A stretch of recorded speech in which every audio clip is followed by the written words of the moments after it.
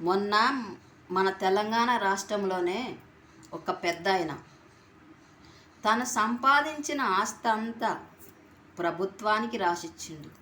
ఎందుకు రాసిచ్చిండు అంటారు? తనకు పిల్లలు ఉన్నారు, పెంచి పెద్ద చేసిండు, మన బిడ్డలకు ఇవ్వాలి కదా.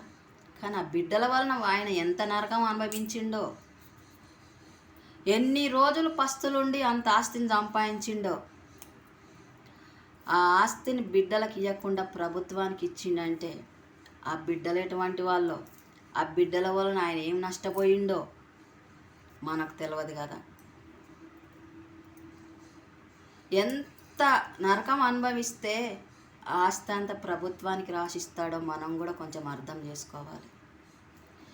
కడుపులో పుట్టిన బిడ్డలని కాదని ప్రభుత్వానికి రాసిచ్చిండంటే ఆ మనిషి ఎంత నరకం అనుభవించుంటాడు కదా.